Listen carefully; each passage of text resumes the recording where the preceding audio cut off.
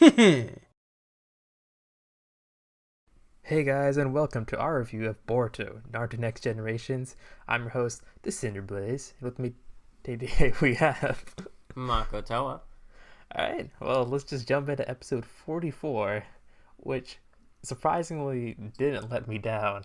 Usually, when they have like these setup episodes, they usually have, you know, somewhat black conclusions to them, but apparently Mm-hmm. this is going to be a bit of a longer arc, and I don't I'm know. It happy had about like a that. lot of stuff that I just enjoyed. It wasn't like focused on one particular thing, but it was just like bits and Yeah, pieces everywhere. Like, yeah, what for was sure. one thing that like really struck out to you? One thing that stuck out to me a lot was that I feel like this episode started to show us the way that Shikadai really differentiates from his father Shikamaru, and that moments where they were pursuing the band of thieves, or his mom was, she asked him and Boruto for help, and he was like, "Wait, wait, wait! Oh, I thought we weren't allowed to help." And she's like, "Get off your butt and help!" And then Boruto's just like, "All right, here I go." And Shikadai was still like, "Wait, wait, wait, wait, wait! What? What do you?" So he hesitated, and he wasn't sure what to do in the moment. He hadn't decided yet. He wasn't thinking on his feet in a sense. And his mom kind of berated him at the end for not being that way. You know, you have to make a decision in the moment, right? Yeah, And and I think that's going to be a character flaw that we can have more, we can explore more, and that Shikadai can develop over time and try and overcome. But I'm glad that we have something that sort of differentiates him more from Shikamaru now. yeah. Like he has one thing right now, and by the time he like solves this issue, I hope like there's more depth to his character to kind of like separate the two. Yeah, besides But just yeah, this. like that hesitation. If you compare it to like nearly any fight that Shikamaru was in, he was just kind of like thinking on his feet constantly, and he's always like Yeah, a few steps ahead of his opponent. yeah, While like Shikadai, when he was like, whenever he's like doing like the shogi thing, it feels like he pre-plans all of his steps beforehand. Like he still that is that strategist, but he does it like beforehand, so he doesn't like make any mistakes. Well, he like already knows the Shikamaru, game he's playing. Yeah, he's going into it thinking that it's going to be one way. yeah, yeah. Well, like Shikamaru, he would make like mistakes, but he would be like thinking, all right, what do I do it like now because I know what she can do. You know, like when he was Adaptability. fighting, Tamari, and Yeah. whichever one the sound four he was supposed. Oh yeah, that flute chick, Mm-hmm. like in the sound four. But you know, Shikadai is kind of like struggling with that, and it's nice to see.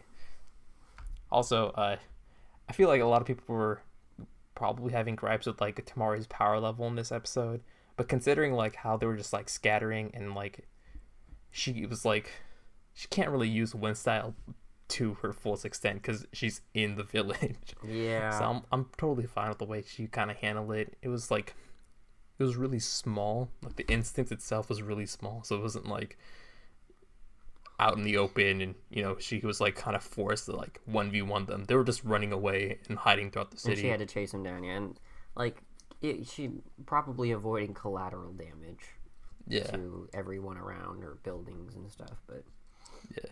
Also, people were siding with these. I want to say BN thieves, but that's Q Ranger, the Byakuya gang, right, right. which I don't.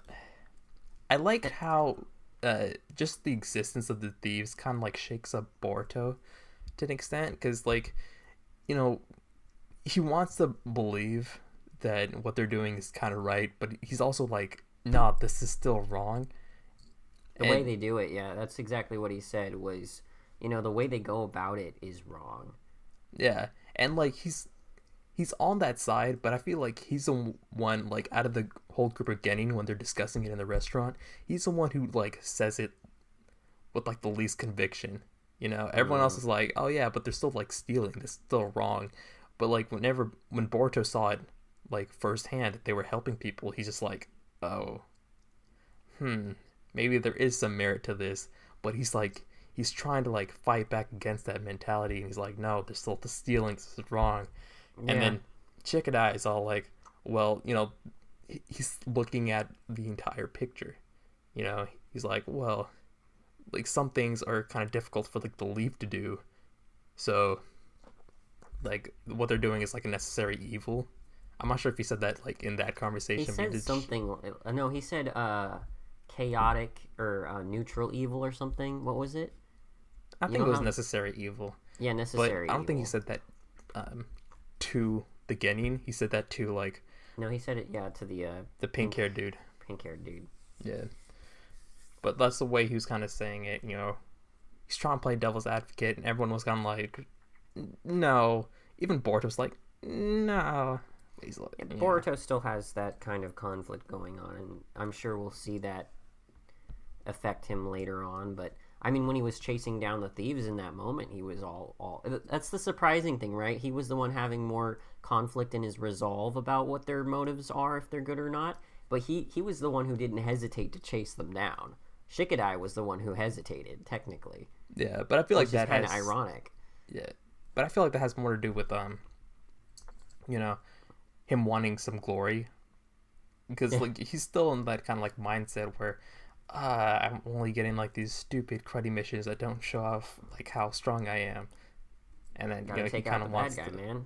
Yeah, he wants to take down these thieves. He believes he can do it. I get to see some action. Heck yeah. Yeah. Too bad it didn't work out for Iwabe and Metal Lee.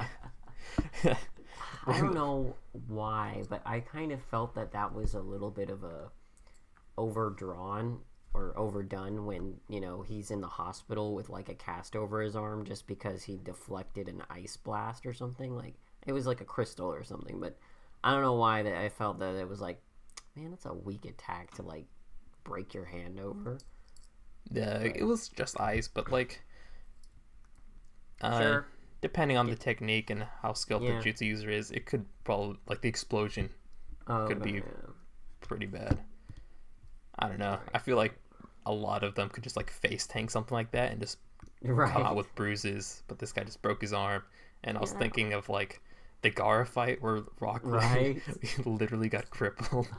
That was his own fault, not Gaara's. I mean, it was Gaara's fault as well, but it was more Rock Lee's fault for like kind of pushing his body to that limit. Oh well, it's nice to see like the other Genin actually do stuff too. Yeah, there was actual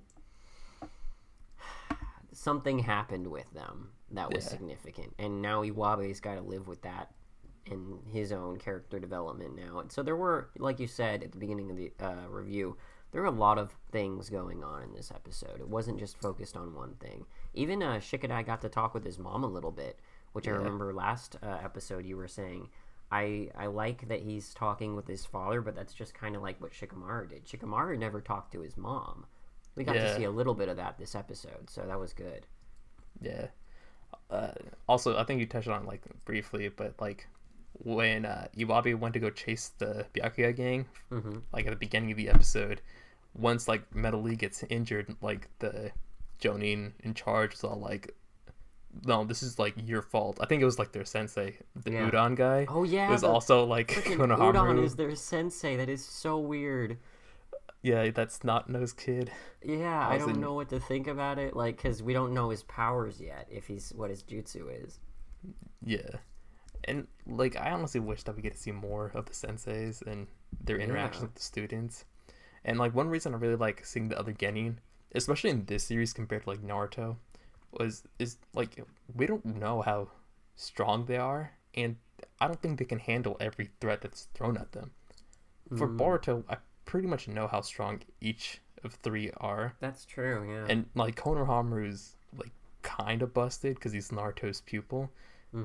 So I don't really feel like there's any challenge when they're faced with anything. But like when seeing like Iwabe and like Metal Lee fight the Byakuya gang, it's kind of like intriguing because I don't know like what could actually happen. Yeah. But this instance, it wasn't as bad because Metal Lee just got away with the broken arm. Yeah. Although for some of the Genin, especially like the class reps group, oh yeah, they were like talking They were about the thief gang. they're talking heck loud, Yeah. and the thief gang noticed them, and they almost got themselves killed. Thanks, Tamari just happened to step in, thankfully. Yeah, I was so glad that they got caught talking like within like 10 feet of him, Yeah. Like, there's no way that they couldn't notice that, and they did. And I'm like, okay, at least these guys are sort of competent. What did you think about the conversation that Shikadai had with the pink-haired dude? Honestly, I feel like I forgot most of it. Yeah, I'm feeling the same way, where it was a lot of kind of the same stuff they've talked about before a little bit. Yeah, but it did like reinforce like how Shikadai was like kind of like solving these issues, where he's just like premeditating all of his moves. Because what they did talk about was the whole what do you think of the thieves, and if they're good. He also asked, what do you think of your village? And that I remember when that happened, and he asked, what do you think of your village, Shikadai? And Shikadai's like, well, it's a fine village. And he's like, what do you think of the thieves? And it's like, well, or what do you think of the problems in the village, or something like that? And he's like, well, that's stuff that the adults have to take care of. I don't have the power to do anything about it, so why should I really worry about it? Those are things that only the adults will be able to change anyways. And I really, really liked that. Like, I remember when we were watching the episode, I was just like, wow, that was really interesting dialogue. And I'm glad that Shikadai had that kind of opinion, because it makes sense that in this kind of world where they haven't seen war or anything like that, and like, the economy's booming and all that stuff, he's living the high life. He doesn't have anything to worry about. And it's kind of like a testament of maybe, millennials who haven't really had too much to deal with, kind of being the same way, where they don't really get too involved in today's politics. And I mean, nowadays more so, but I guess, you know what I'm saying? Yeah, like Boruto's generation doesn't really have to struggle that much, and the conversation Shikadai had with the pink hair dude kind of like reflected that. Is like, he doesn't see any of the issues because he doesn't ever have to deal with it, and also he doesn't have to go out of his way because it's not his problem. Like, even if he does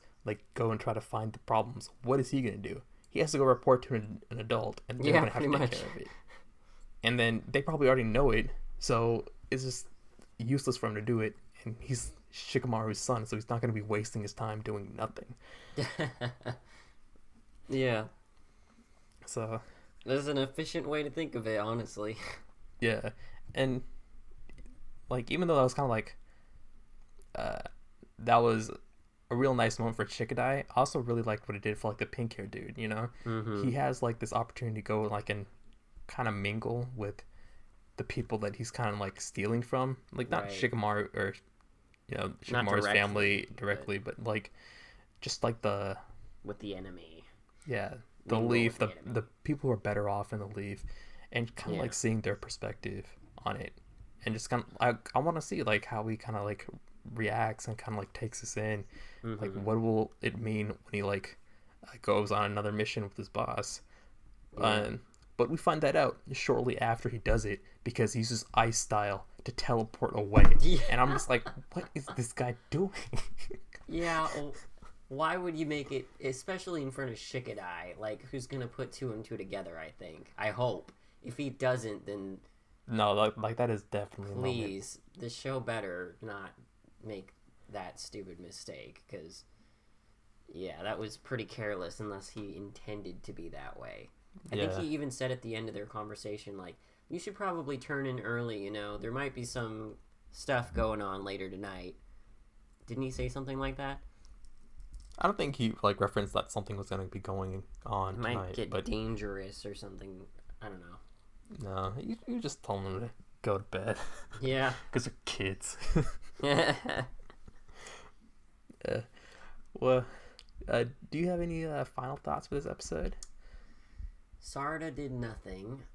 I don't even remember in this episode. I think Boruto did go check out that one dude's lab, and he was talking about like all the technology, and the pink haired dude kind of like picks up on it, and he's like, "Oh, that's nice. They have some fancy stuff there, and then I think Shikadai like immediately after hearing that he's like, "Oh, something's fishy," and like we get that things like he's slowly figuring it out. We had that moment with Himawari and Hinata. Oh yeah, where Boruto was like reconfirming his conviction. Yeah, and it's really nice to kind of hear like Himawari's kind of perspective on this whole situation. I saw it on TV. Yeah, like in this world, like that's kind of like the sort of conversation and interactions you would expect to have, especially for like Boruto, who's like, oh, he's going back home. This isn't Naruto, you know. He like Naruto didn't have any of that stuff. True. So yeah, Boruto is different from Naruto, and you know. They've done a really good job of kind of like showing that instead of just like yapping it in our faces. Yeah. I'm not sure if anything else happened beyond that. Like, it was a pretty solid episode overall. Yep. Special shout out to Inojin, who's still that scumbag that we all kind of love. I love him. Oh my gosh, I hope this develops more. Where he just like says things that are just super offensive without. Yeah, but like he's actually intentionally being a douchebag. Yeah, that's the best. Oh my gosh, that's the difference between him and his father. Is they both said these like off-putting offensive things, but you know, it's the difference in like their intent. Yeah. Right? Whereas Sai didn't know, like, you know, he didn't have that kind of like understanding that it was bad to say something like that. But then, no, Inoiji is just like, yeah. I don't even remember what he said this episode, but yeah, I just remember smiling whenever he spoke. Yeah. Like, that dude has potential. I hope they develop him later. Seriously. Yeah, but I think that wraps it up for this episode. Unless you have something further to say. No, I'm good. All right. Well, we'll call this a episode. So make sure to like, comment, and subscribe down below. And make sure to check out our description for all of our social media links and our Discord chat. That's it for us. See you next time. Yep. Later.